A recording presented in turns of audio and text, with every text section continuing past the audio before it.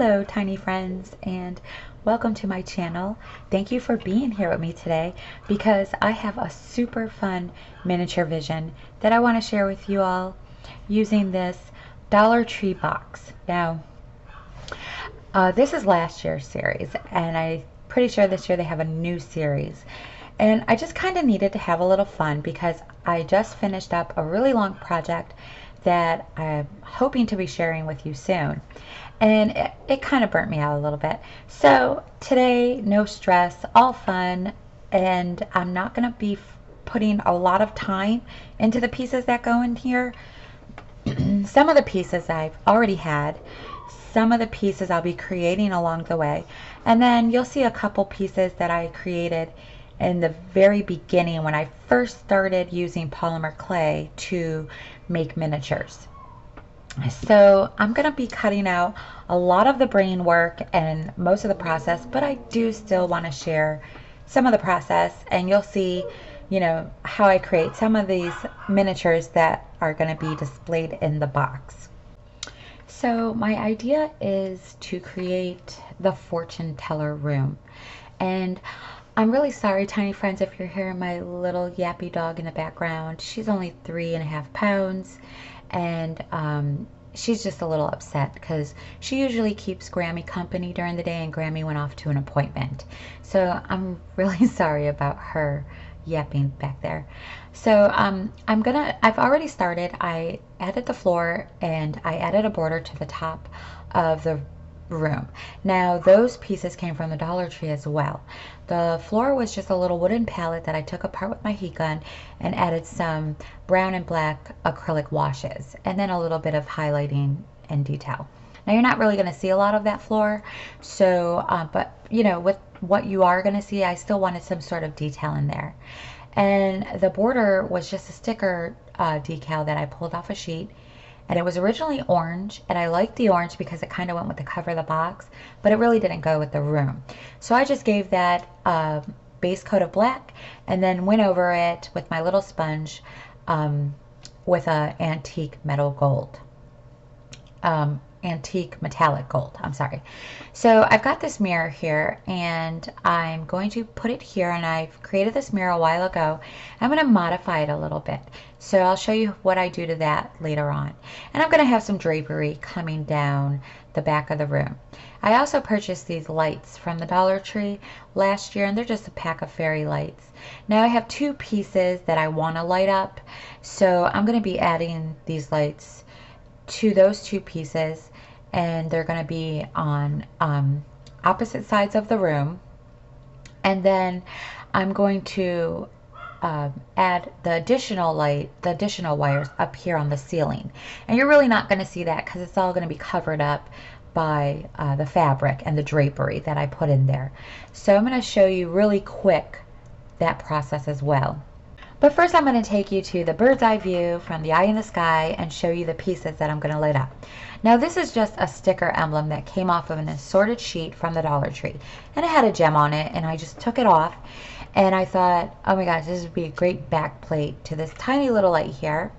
It was a 12-volt electrical light that I just removed the wire from and took it apart and thought these two pieces will look great together in the fortune teller room as a wall sconce. So I'm just going to glue these pieces together here after I insert the wire. And then, still sticking to the stress-free zone, tiny friends. But I have a little jack-o'-lantern pumpkin here that I want to create as well. And he's just a plastic piece that I need to add a little hole in the back of him to insert the light. So I'm going to do that first before I actually install the lights. But first I'm going to show you really quickly what this piece is going to look like all together, because I'm super excited about it. And I absolutely love the way it looks together. And I might actually be recreating this piece later on down the road for other uses in miniatures. And you can use this little plate here, this little sticker, as plates and platters, and all sorts of ideas were coming through for this little piece here. So I'm just taking my little jack-o'-lantern and my really dangerous hot glue gun here, and I'm actually just applying a tiny bit of pressure, tiny friends, but I'm letting the glue gun do most of the work here. And it's working out really quickly and easy peasy, and it's just melting that hole in the back that I'm going to need. So this way I can go ahead here and insert the little light in and show you exactly what it's going to look like all lit up. And there he is. He's so cute. And now I'm positive that this is going to work out, because I wouldn't want to install the lights first and realize I'm not going to be able to use him. So all he's going to need is a little stem and maybe some coloring, and he'll be complete and happy in our little scene here, sitting in the fortune teller room. So I'm just going to glue him down right here in the front of the room, but I'm going to do that later on. So I've taken my little marker here and I've marked a little hole there in the top corner where I'm going to take my poker tool and just poke a little hole in there, and then I can actually pull the wire and the strand through. So I've gone ahead and just took my hot glue and glued down the battery pack here, and I made sure to leave the screw on the outside so that I can go in later on and replace the batteries as needed.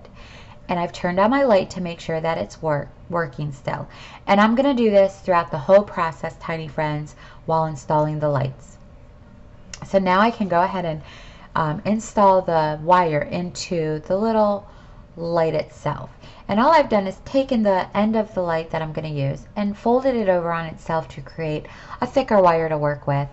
And I've gone ahead and tucked it down inside where the original light bulb was, and I glued it into place there. And I made sure to leave about a 1/4 inch of the wire sticking up so that the actual light bulb can reach about center point in the middle of the globe when I put that actually back on. And then I've gone and I pulled the wire out of the side of the back of the piece so that it can reach the back corner to go up to the ceiling and to the other side. So I'm going to glue that into place with my Aleene's jewelry and metal glue here. And I love this glue, and I don't know if that's the right way to say it. Aleene's, tiny friends. I've heard everybody say it completely different. And that's, just same company that makes our popular tacky glue that we all like to work with. So now I've gone and installed it and glued it down with some E6000 to the wall. And I'm turning the lights on again now that that's installed, just to make sure that they work properly before I go ahead and glue down the opposite side. And so I've done that with hot glue, tiny friends. I've just glued it along the floorboards and the bottom of the wall, tucked it down with a little bit of hot glue, and now I can go ahead and see if this jack-o'-lantern is going to light up and these lights are still going to work. So I'm showing you here. There it is. Yay! They still work. And now I can go ahead and do the final process of gluing them to the ceiling. And tiny friends, I am making sure to be really careful while I do this with my tweezers helping me along the way, because I have at this point have already burned myself a couple good times. So I am just using the hot glue. I have randomly placed them down, but I have made sure to equally space the light bulbs out, because I don't want them to light up too much in one space of the ceiling. And even though you're really not going to see all this, it's going to be covered up with a sheer fabric. It's all just random, but I am equally spacing them out. And again, I'm lighting them up. Now this is the final process. The lights still work. I am done with the light installation, and I can move on to the fabric. Now I've chosen 2 pieces of fabric here, and this one piece that I'm going to use as the back drapery was actually part of an old dress that a friend of mine gave me, and it's really thin and drapey, so I thought that would be perfect. And I really love the embroidery on the bottom, even though you're not really going to see any of the embroidery, but this moment, I really didn't know that. So all I'm going to do, I'm not really going to measure. I'm going to eyeball it because I'm not really a measurer. It just doesn't work out for me. So I'm just getting an eyeball measurement, a guesstimation, I guess you could say, as to how much I'm going to need for a panel. So I'm just putting it in and eyeballing it. And then what I'm going to do is cut out 2 pieces and use my hot glue to glue it down. And there it is. I didn't use much hot glue, tiny friends.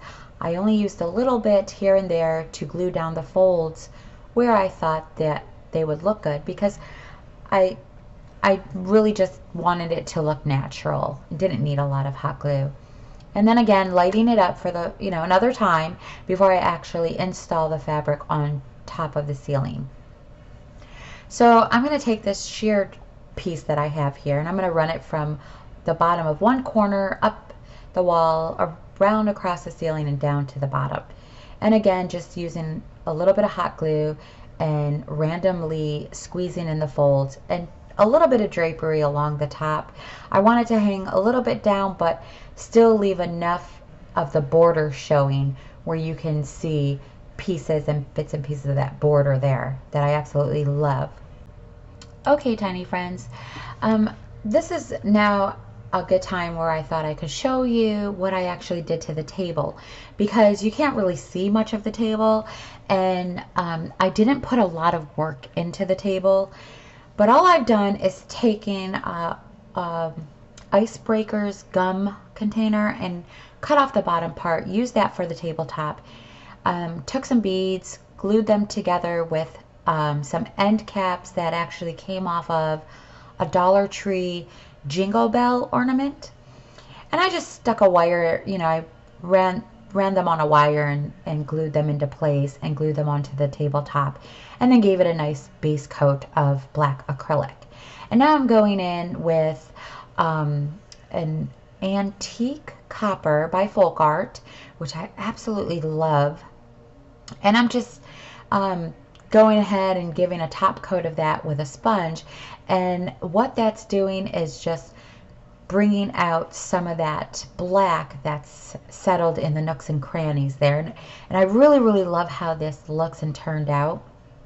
So I'm going to cut the drapery, the tabletop skirt, short enough to where you can see just a little bit of that bottom base there, because I absolutely love it so much. I don't really want to hide that.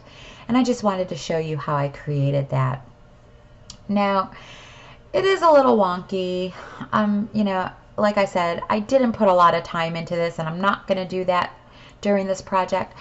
But that's okay, because we're just going to glue it down to the floor and tuck it into the corner there. So it's going to work out just well.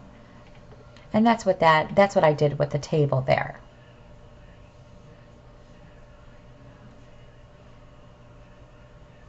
So now we're going to move on to some of these pieces that I really am excited to show you all. This is all, well, these right here were beads that I had in my stash that I actually added a chain. The first time I saw them, I thought, oh, they're going to make great hanging lanterns. I'm going to save these and do that. And so now I have an opportunity to actually use them, and I'm going to add them to the scene as well. And the rest of it is all just costume jewelry that I've collected along the way. Some I had, some was given to me, and I found bits and pieces in thrift stores. So I just wanted to give you, tiny friends, the idea and hope to inspire you that you can also use any costume jewelry you may be having, laying around or collected, no longer using, or if you see some of this stuff in the thrift stores or in yard sales, or people that no longer want it, collect it, because they make great wind chimes and hanging decor, and I thought they were going to be perfect pieces to use in the fortune teller room.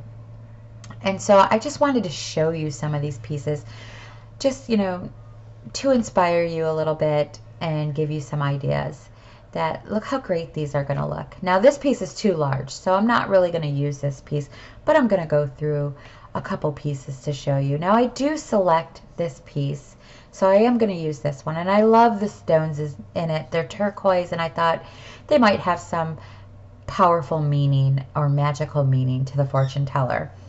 And this piece here has got some flat stones on them, and I added a little crystal in the middle of it.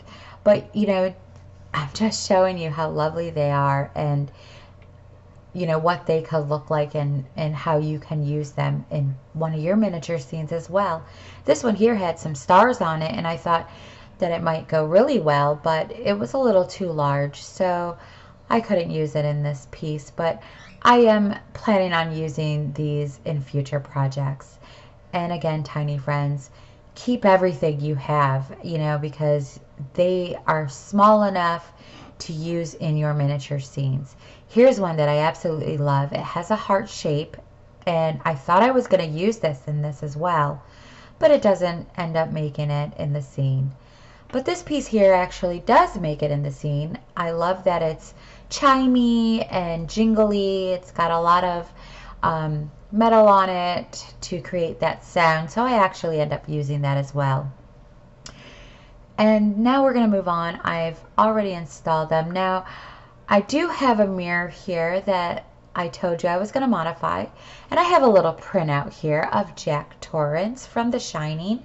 And this was when he was frozen in the snow at the end. And I'm going to actually add him to the mirror and make his face here actually reflect through the mirror. And I'm going to show you how I do that. Now, this is a mirror that I've created a while back, and I added some brown craft paper on the back here. And I'm just going to use a little bit of warm water and start to remove that from the piece itself so that I can go in and clean up. Because after I removed some of that paper backing, I actually realized that there's actually an adhesive sticky backing layer that I have to get through. So once I get to that adhesive, I'm just gonna go in with some alcohol and a Q-tip and start removing some of that sticky adhesive that's laying underneath the craft paper. And some of that is glue from gluing down the paper as well. But I'm just going to go in with some alcohol here and a little bit of sanding. And I am using a heavier grit, so I'm making sure to be careful that I don't scratch the surface and the front plate of this mirror. Now, I could have used a finer grit, but this is what I had in front of me, so I just grabbed it. And I'm making sure, tiny friends, to be extra careful with that. But it does help really well, and I'm able to remove some of that reflective surface off of the mirror. And then I'm just going to go ahead and clean that up after I'm done sanding it here. Get it all nice and cleaned up. And when I do finally finish with this little piece here, it didn't take much work at all. I'm still in the stress-free zone, tiny friends. I am still happy and having fun. So I've gotten it enough to, I don't want to remove all of it. I just want to remove a little bit of the center, enough to show his face and still have some reflecting going on around the side so you can see that it's still a mirror. And now that I'm done and I've cleaned it all up, it's wet, so I'm going to set it aside and let it dry and work on our little pumpkin guy here. Now I've taken this little bead here that I've got, and it's a pretty unique bead. I've got a stash of them, and I thought it might make a great stem. So I'm just going to cut that down here with my craft blade, and I'm going to be careful while I do this. I cut it in half and glued it on with my Aleene's jewelry and metal glue. And I'm just going to add a little bit of watered down acrylic, some right into the creases and folds of the pumpkin. I've got some black and browns and a little bit of green here and a lot of water, and I'm just going to water it down and use a wash and age them a little bit around the stem and down those creases and folds and just around the cutouts of his face, just to bring that up a little bit and give him some more detail here. So that's all I'm doing here, tiny friends. So once I set him aside to dry, I'm going to then come back to our mirror here. And here's our iconic Jack Torrance magic mirror. And I've just taken some tacky glue and put it right along the edges of the photo. And it's just printed on regular printing paper with an inkjet printer. And I can just insert them into place here. And then I'm going to take my E6000 and just put a little bit on the back of him and actually glue the whole piece to the wall in place right here. And with the hanging lanterns, I did glue those into place, and I will be actually going back in later on to move them around a little bit. But with the chimes here, those were super easy because all I had to do was just hook them right into the fabric. But here I am taking some green glow-in-the-dark Halloween spider webbing here, and I'm going to stick it through the hole of this bead cap I have here and actually create some sort of incense burner. And I'm going to use the webbing as kind of like a smoke coming up from the top. And I'm just trimming it around the bottom here, and I'm going to glue it into place on the bottom. And then I'm going to trim the top and take a little bit of tacky glue on my fingers and run it just on the tip here, not all the way to the bottom. And this is what it looks like. I want the bottom to still have some sort of misty mist coming up while the top part is streaming in a singular kind of stream. And I just manipulated that into shape until I was happy with it. And that's what that looks like there. And I'm going to show you some pieces that I have here to go inside of the fortune teller room. Now I've got a stash of these little tiny square pieces that I've cut out for future books, and I'm going to make like some stacks here, and I'm not sure if they're going to go on the shelves or just laying around, but I'm going to create some books, and I'm going to show you in a little bit here how I do that and what I use and what they're going to look like in the end there. So here, right here, is a little planchet that I made with a Ouija board, and that's just a print that I printed out and glued on to a scrap piece of wood and then aged the border a little bit all the way around.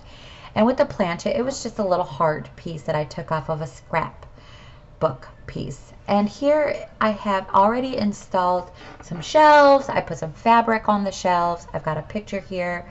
I dressed the tabletop, and I used a cutout of embroidered lace kind of piece that I took off of an old shirt. And later I'll be rehanging the lanterns here. And then I added a little tiny Bentley House chair there that came from a Bentley House Minis kit, and it came with two. And I've actually cut it down a little bit with the legs just to measure to the height of the table there so it would fit a little better. So that's what I've gotten so far, tiny friends. And now I'm going to take these Mardi Gras beads here that are remnants of a necklace, a beaded necklace. And I have the iconic face mask of the tragedy and the comedy. And I thought, you know, I really wanted to incorporate some of that antique copper that I have. So I'm going to use that on these beads. And first I'm going to go ahead and give it a base coat of black acrylic. And since I really love that metallic copper, antique copper, and you don't get to see much of it, I thought this was like a perfect way to incorporate some of that copper, some more of that copper that I love so much into the scene. But here's some more pieces that I want to show you. Now, this is my favorite crystal ball here, and it's just a marble, but I love it because it reminds me of like a blue sapphire stone. And then I created this crystal ball that is actually active and has like a smoky, magical power going on inside. And I used the same spider webbing as well to create that. And I hope to show you how I created that crystal ball in another video. So here I got my incense burner that I created. And I've got another little crystal ball here that actually looks like it has crystals inside it. And since she's a fortune teller, she needs a variety of crystal balls. And this one's another favorite. It's actually like pink and silver flakes inside of this bead. So I'm excited to use that as well. And here's a little bottle that I created with a unique bead and a spacer, a bead spacer. And I thought, you know, she can hold some of her special herbs or maybe some more ingredients for her spells inside here. And I really love how this little bottle turned out. And it actually has a studded spacer, so it's got some bling to it. So I really love how that came out as well. Now here's one of my favorite bottles that I put together with two unique beads. And we're going to see these bottles later on in a collection when I get to the Josephine house, which is my doll house that I'm creating. So you'll see that as well. Now here's a little spice jar that I've used, and I added some green acrylic paint, and instead of using the lid that came to it, I just added a unique bead to the top of it there. And I'll be adding a label to that later on. And I did it again with this one with some red acrylic paint and a different unique bead that I had in my stash. So we'll label those as well. And with this little bead here, now this, I only had one of these beads, and it was so unique that I thought it was a perfect time to use it into the fortune teller room as well. And I'll show you what we'll be using this for later on as well. And then we have this little bottle here. Now this came from my daughter's Barbie collection that I saved. You know, she's 30 now, so she's no longer a little girl. And I pulled out some pieces that I thought were small enough to use as miniatures. So I'll be using that as well. And she told me that was just a little oil and vinegar jar. Now here I have some unique realistic human bones that I created. And if you want to see how I actually created these bones, I'll put a link in the description box below to the video of how I actually created these. And you can see how I did that. It's a super easy process, tiny friends, if you want to achieve a realistic looking bone. And these were just made from polymer clay, and I have a assorted variety here. And you can learn how to do these in my video with a link in the description box below if you want to go ahead and create some of these bones yourself. They're very realistic looking, and they have a lot of detail with decaying and aging.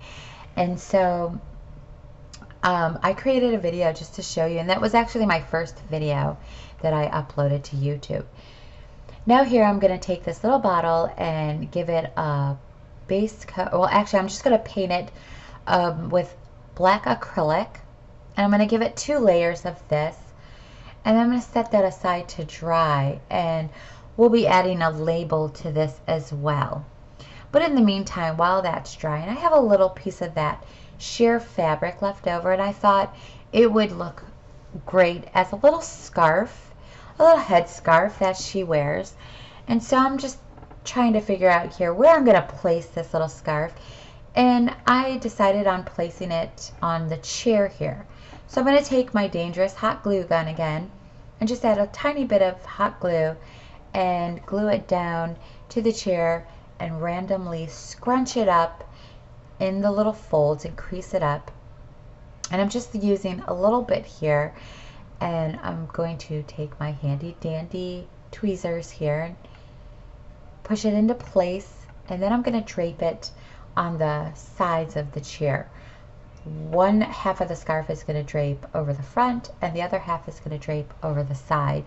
And again, I'm just going to use a tiny little dab of hot glue to hold that into place. So it's not going to take much, and it's just a random fold here. I'm not putting a lot of thought into it, and it's going to look something like this, tiny friends. So I'm going to go ahead and glue that down into place, and she's going to have her little fortune teller gypsy headscarf here for her next reading, and she can, you know, go ahead and put it on. And you know those little scarves that they wear, and it's not really a babushka scarf, but a fortune teller scarf. It's got a lot of sequins on it, and it's pretty shimmery and glittery. And I thought it would make a great headscarf for my fortune teller here. So now we're back to the Mardi Gras beads because they're nice and dry, and I'm ready to give them their final finish with the antique metallic copper here that I love so much. And you know, this was the only other way I can think of how I was going to be able to incorporate this color, some more of this color. And I just love how it draws out that black undersurface in the nooks and crannies. It just works really well together. So that's what I did there. And here is a decal sheet, and they're actually rub-ons. Now, I love using rub-ons, Tiny Friends, for miniatures because they work really well. And you can also use them on fabric. So I've used them on fabric in a previous project when I created a Hoover vacuum replica. And it was a vintage Hoover vacuum that you'll see later on when we start touring the Josephine house, because that is a 1930s farmhouse that I'm creating, and there's still so much work to do to the house. So we'll be getting into that after I share a few more projects with you all. So I cut out this little skull piece that will be going on the vinegar bottle that we created from the Barbie collection. So definitely keep that in mind. Pick up these decals and rub-ons because you can cut out the little tiny pieces and use them for all sorts of miniatures. And here we have the room so far, and this is what it's looking like. I'll bring it in a little closer for you guys. There's our masks on the wall, our comedy and tragedy. Now I actually put 4 iconic pieces into this room, and 3 of them are here now. We've got the Jack Torrance mirror, magic mirror, haunted mirror. We have that picture on the side wall that's also an iconic piece called All is Vanity. And then we have our iconic comedy and tragedy masks. And here I'm just starting to play around and figure out where the pieces are going to look best. And I really love that little blue crystal ball there. But I know that the larger active crystal ball is going to sit on the table, because I'm either going to try to put it on the shelves, and it's kind of too big for the shelves. So the perfect place for this is going to be on the table here. And then I've glued in that little skull on the shelf there by the Jack mirror with some E6000. Now that little skull was one of my first polymer clay pieces, and it actually ended up looking more like a monkey skull. But in this piece it's perfect for the shelf because you can't really see how long and out of proportion it really is. Now here's the label that I put on the bottle, and it says Root, and I just cut the section out of a whole piece, and I'm just showing you how well it looks because that was a rub-on as well. Now I'm just going in here and showing how I'm using the rub-ons to create the book covers. And I've used whole pieces. I've taken 2 pieces and cut different parts off and used them as a whole cover. So you know, you could just go ahead and look through the decals and see little bits and pieces and cut them out and put them together. It works out really great. And I do want to say that our tiny friends over at Little Gretchen's workshop has also shared her idea of how she uses nail art in the same kind of way. So to decorate like some dishes or furniture or create pictures with. So tiny friends, these things work really well to get images because they're so tiny and micro and miniature themselves. And I just want to say thank you, Gretchen and Little Gretchen, for sharing that miniature idea with all of our tiny friends. And now I'm just going to go in with my fine tip Sharpie pen here, and all I do is just create some little maybe some little symbols and some detailing on the side of the books where the spine is. And here is what the little vinegar Barbie bottle looks like. I put the skull on that, and that was a rub-on, and I just used some of my chrome silver for the top part. Here are the books, and this is what they look like. And this is the book that I've actually taken two pieces and combined the cover with two different individual pieces. And I did the same thing with this book as well. And then, you know, Tidy Friends, those two books that have the same image, that was actually just one whole image. And I cut that as well and created two books out of that one piece. So you can be really creative with the rub-ons and cut different sections out. And you know, I just thought I got a little ghost book there. She communicates with the afterlife and the spiritual world. And just some books I thought might fit really well in her room that she may need. And that's what they look like. So now I'm just fast forwarding through, adding some of the pieces. And you'll see a couple of the candles, like that candle there. That was actually one of my first miniature polymer clay pieces as well. And they're a bit wider. But I thought they would go really well in the fortune teller room because they were wider and melty, and they just look really good. So they were a great fit. I'm glad I held on to those little things.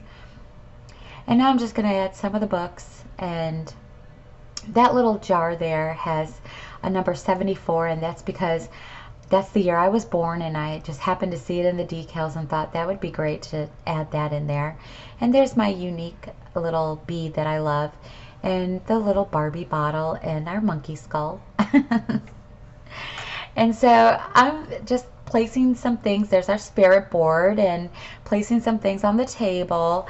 And that little photo right there you see on the table, the little Polaroid, is actually an iconic Beetlejuice photo. So that's where Adam and Barbara are trying to scare the Deets with the designer sheets, and you can't see their feet. They have no feet. So that photo is actually called No Feet. So that's an iconic item as well.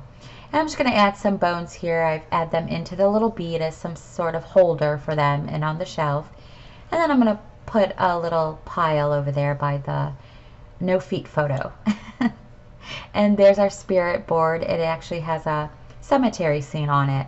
So I thought that was pretty unique. So I really, really enjoyed putting this room together and sharing it with you all, tiny friends, today. I hope you enjoyed it as well as too, and if you have, please let me know so in the comments below. But before I say goodbye, I'm gonna quickly add one more little item here, and that is a medicine bag. I feel like she needs a little herbal pouch or a medicine bag, and I'm just gonna hang it right there on my little Bentley House Minis chair. And I am also, tiny friends, going to save this piece here because it came off of the embroidery pack, and I can use this as a label for a jar or a candle, and I just thought I could use it down the road. So I am definitely going to put that aside in my stash as well. And now one final step before the whole box is complete, and that's doing the inside book cover. I'm going to use this sticker sheet right here, and it is stickers, but I'm going to add some tacky glue on the back as well for added adhesive, and it's going to look like this when it's done. And now, tiny friends, the moment we've been waiting for, we are going to go in and take a closer look at the fortune teller room. And you're going to get to see everything close up. And I'm so glad that you were here with me today. So thank you so much for that.